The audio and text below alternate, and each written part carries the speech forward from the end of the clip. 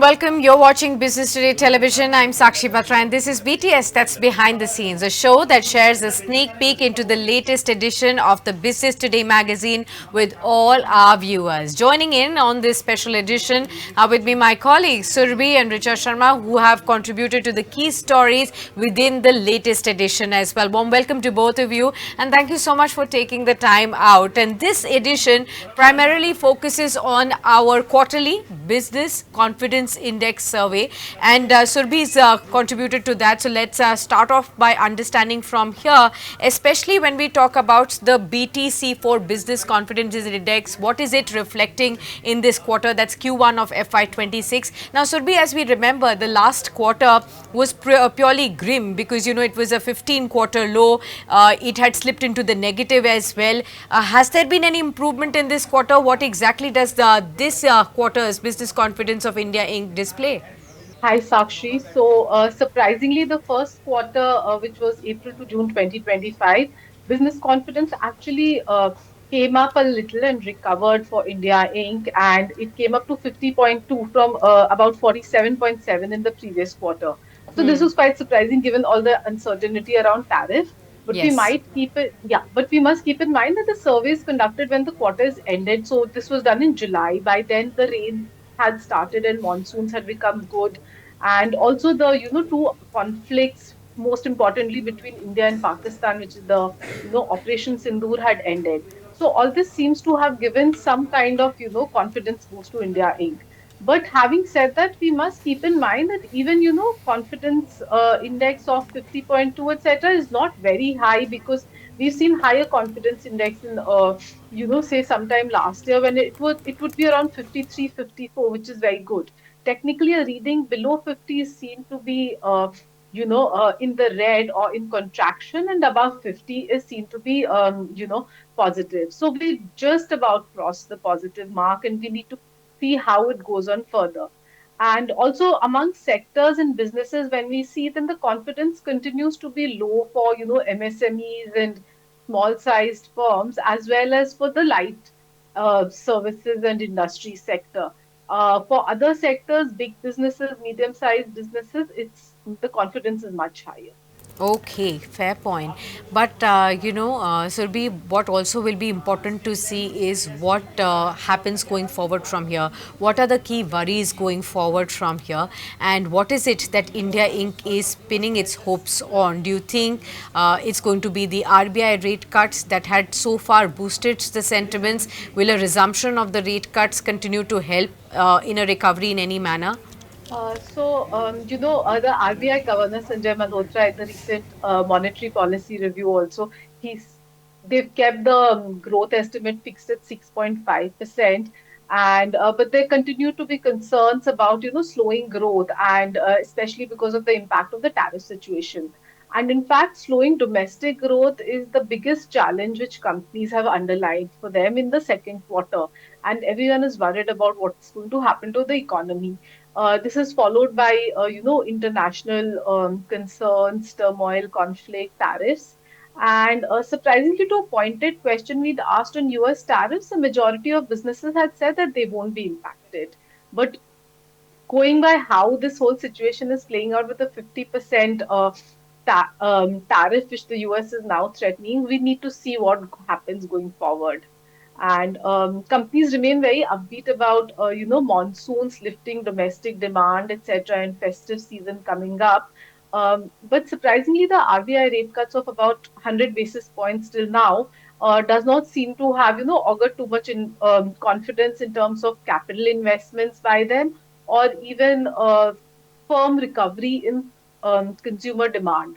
So we need to see how all this pans out, and I'm sure the next survey we do will give us more positive or definitive results at least. Hopes are on, and let's see how this really pans out. Surbhi, thanks a lot for sharing that insight. I'm sure a lot of our viewers will be really interested in reading the fine print when it comes to what India Inc. believes are the key factors they are monitoring that will reflect what their confidence is in the Indian economy and the growth going forward from here. So watch out for that one. Apart from this, Richa is here with us, and she's clearly talked about, when it comes to nuclear power. there's been a growing interest in nuclear power in the country, and we want to definitely understand from Richa what she's penciled in fact, to find out what's been the progress so far after the announcement by the government, and of course what next can we expect. So Richa, could you highlight for us when it comes to Indian conglomerates including Reliance, Adani, Tata Power, JSW? A lot of these conglomerates are actually looking ahead and stepping up their game when it comes to nuclear power. What can an average Indian really expect what's happening there on the ground? Thank you, Sakshi. So there has been a lot of interest pouring in, not just from domestic players, but international players. Because India has a big target. They want to expand. Right now, we are at somewhere around 8 gigawatt, and we want to almost double that capacity next 7 years to 22 gigawatts and to 100 as 2047. So that means we really need to pick up, having nuclear power plants, and government cannot do that alone. So they would need the support of private players who can increase, the deployment of nuclear power plants, scale it up to a really big level. So what the government in the budget announced 20,000 crores for small modular reactors. There's also a request for proposal which was floated by the agency which runs and operates all nuclear plants in the country, NPCIL, which was for the Bharat small reactors. Now, everybody is banking. We know that the monsoon session is in progress, and all players, all private entities, even the foreign players, and if the government would be able to pass two key bills, the Atomic Energy Act and Civil Nuclear Liabilities Bill. That will ensure that private players entry into the nuclear power, because as of now it's restricted. So all eyes are on that, and there's been a lot of work that is being done by the government, because they want quickly that private players should come into it. Before that, they have already started the process for onboarding private players, like you mentioned. They have received almost 2 dozen queries and interest from Indian players, which includes all big top companies like Reliance, Adani Power, Tata, Jindal, Aditya Birla, and Reliance Industries. Also, they all are interested in nuclear power because they understand, keeping in mind their decarbonization or their low carbon emission journey, they would need nuclear power as a key player. So they all are on board, and there've been a lot of discussions which are happening between the government. NITI Aayog is also chairing some of the discussions to iron out issues or what are the industry demands. In fact, there have been 700 queries that industry has submitted to the government, flagging certain areas they would want to understand how to proceed. So this every day, it's like a weekly discussion which is happening between the industry and government, so that as soon as the bills are passed, private players investment, and it can take off in the sector. Okay. So, Richa, any concerns that the private players have raised at this point in time? Could you detail any bit of that? Yes. So, as I mentioned, there have been 700 queries, and we accessed that document which was submitted by these private entities to the government. So, there are 4, 5 key issues that almost all companies has flagged. They flagged. One is a very high operation and maintenance cost, which they want the government to reduce.